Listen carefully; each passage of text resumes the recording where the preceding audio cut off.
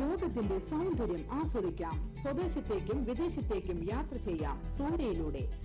Passport, emigration, flight tickets, visa stamping, certificate attestation, visiting visa, holiday packages, ഉംറ പാക്കേജുകൾ, hotel booking, insurance, photostat, lamination, PAN card, rubber seal.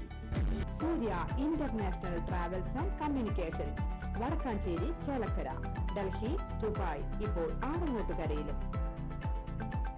Phone 9447268947 8056999614. നമസ്കാരം, anytime ന്യൂസിലേക്ക് സ്വാഗതം.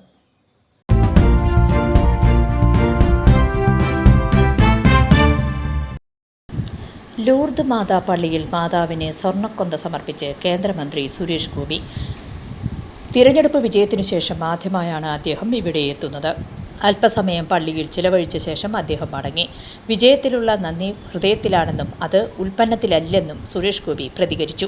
ഭക്തിപരമായ നിർവഹണത്തിൻ്റെ മുദ്രകൾ മാത്രമാണ് ഇത്. മുൻപ് കുടുംബവുമായാണല്ലോ പള്ളിയിൽ എത്തിയതെന്ന ചോദ്യത്തിന് അത് ഓർമ്മിപ്പിക്കേണ്ട എന്നായിരുന്നു സുരേഷ് ഗോപിയുടെ മറുപടി. സുരേഷ് ഗോപിയുടെ മകളുടെ വിവാഹത്തിന് മുന്നോടിയായി കുടുംബസമേതം പള്ളിയിലെത്തി കിരീടം സമർപ്പിച്ചിരുന്നു. അത് പിന്നീട് വിവാദത്തിന് കാരണമായിരുന്നു. സ്വർണ്ണക്കിരീടം എന്ന പേരിൽ ചെമ്പിൽ സ്വർണം പൂശി നൽകിയെന്ന ആക്ഷേപം സമൂഹ മാധ്യമങ്ങളിലടക്കം വലിയ തോതിൽ പ്രചരിച്ചിരുന്നു. ഇതിനെതിരെ ശക്തമായ ഭാഷയിൽ സുരേഷ് ഗോപി പ്രതികരിച്ചിരുന്നു. ലോക്സഭാ തിരഞ്ഞെടുപ്പിൽ ജയിച്ച ലൂർദ് മാതാവ് 10 ലക്ഷം രൂപയുടെ സ്വർണ്ണ നേർച്ച നൽകുമെന്നും അന്ന് അദ്ദേഹം പറഞ്ഞിരുന്നു. മുൻ മുഖ്യമന്ത്രി കരുണാകരൻ്റെ സ്മൃതി മണ്ഡപത്തിൽ പുഷ്പാർച്ചന നടത്തിയ ശേഷമാണ് സുരേഷ് ഗോപി ലൂർദ് മാതാ പള്ളിയിലേക്ക് എത്തിയത്. ഒപ്പം പത്മജ വേണുഗോപാലും ഉണ്ടായിരുന്നു. കരുണാകരൻ്റെ വസതിയായിരുന്ന തൃശ്ശൂരിലെ മുരളി മന്ദിരത്തിൽ എത്തിയാണ് പുഷ്പാർച്ചന നടത്തിയത്. കരുണാകരൻ്റെ ഭാര്യ കല്യാണിക്കുട്ടിയമ്മയുടെ സ്മൃതി മണ്ഡപത്തിലും പുഷ്പാർച്ചന നടത്തി.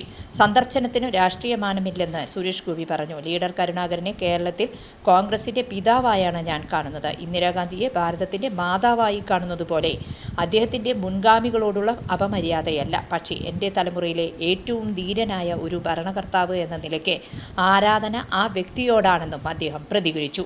News desk anytime news. കൂടുതൽ വാർത്തകൾക്ക് ഞങ്ങളുടെ ചാനൽ സബ്സ്ക്രൈബ് ചെയ്യുക, ഫേസ്ബുക്ക് ഫോളോ ചെയ്യുക. വാർത്തകൾ വേഗത്തിലറിയാൻ എനിടൈം ന്യൂസ്.